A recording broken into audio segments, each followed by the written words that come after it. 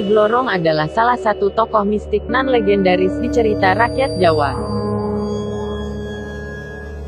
Konon, sosok yang digambarkan berwajah cantik itu merupakan panglima terkuat di kerajaan pantai selatan. Namun, ia diyakini memiliki wujud setengah manusia dan setengah ular. Menurut cerita yang beredar di masyarakat, identitas asli Nyi Blorong adalah Nyimas Dewi Anggatri. Dia merupakan putri pertama Nyimas Dewi Rangkita, cucu dari Raja Caringin Kurung ke-11, Prabu Jaya Cakra. Dewi Anggatri adalah gadis cantik yang tinggal di lingkungan keraton. Segala kebutuhan hidupnya tercukupi sehingga ia tumbuh menjadi orang yang angkuh dan jahat. Dia diusir dari keraton karena sifat buruknya itu. Nyimas Dewi Anggatri berniat mengasingkan diri di hutan. Namun, ia tidak sengaja masuk ke salah satu gerbang gaib yang membawanya ke kerajaan pimpinan Nyi Roro Kidul atau Nyi Rara Kidul.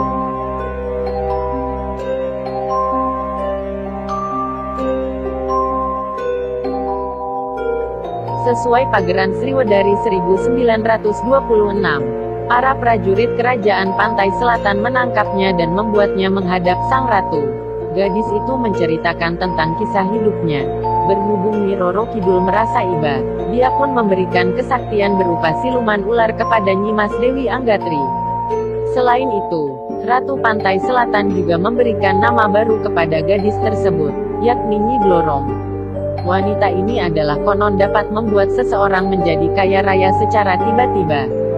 Gimana ceritanya bisa begitu? Terus apalagi si mitos yang beredar tentang Nyi Blorong ini? 1.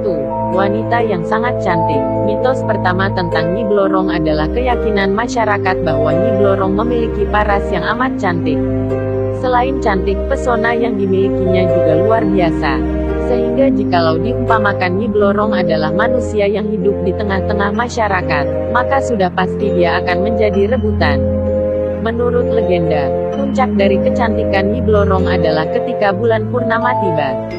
Sama halnya dengan Nyi Roro Kidul, Nyi Blorong pun diceritakan senang akan warna hijau. Oleh sebab itu, tidak heran jika di setiap penggambarannya, sosok ini selalu diilustrasikan tengah mengenakan pakaian berwarna hijau. 2.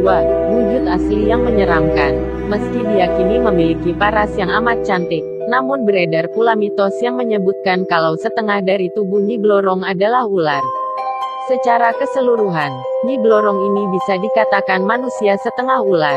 Tidak diketahui alasan khusus kenapa masyarakat meyakini mitos ini. Ada yang berpendapat kalau keyakinan tersebut sebenarnya mewakili Nyi Blorong itu sendiri, yakni cantik tapi mematikan. 3. Asal-usul Nyi Blorong. Seperti yang telah disebutkan sebelumnya bahwa masih adanya simpang siur terkait asal-usul dari Nyi Blorong ini. Banyak yang percaya kalau Nyi Blorong merupakan panglima terkuat di kerajaan lautnya Nyi Roro Kidul dan mendapatkan tugas untuk menjaga serta merekrut pasukan kerajaan. Namun, ada pula yang berpendapat kalau Nyi Blorong adalah sosok Nyi Roro Kidul itu sendiri. Selain kedua pendapat di atas, ada pula yang berkeyakinan bahwa Nyi Blorong adalah putri dari seorang raja yang depresi sehingga mengakhiri hidupnya dengan menceburkan diri ke Laut Selatan. Ada pula yang berkeyakinan bahwa Nyi Blorong merupakan anak dari Nyi Roro Kidul. Nah, kamu sendiri percaya dengan mitos yang mana nih? 4. Pesugihan Nyi Blorong. Sama halnya dengan makhluk gaib lainnya, keberadaan Nyi Blorong pun dijadikan sebagai alasan orang-orang untuk melakukan kegiatan pesugihan. Konon katanya, Nyi Blorong mampu membuat seseorang yang memohon kepadanya menjadi kaya secara mendadak. Namun, tetap saja hal itu ada risikonya.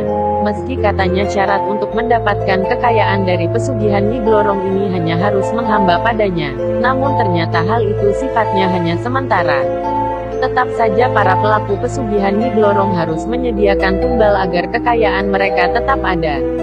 Tumbalnya sendiri gak harus dari anggota keluarga, tapi bisa juga dari orang lain dan bahkan diri sendiri.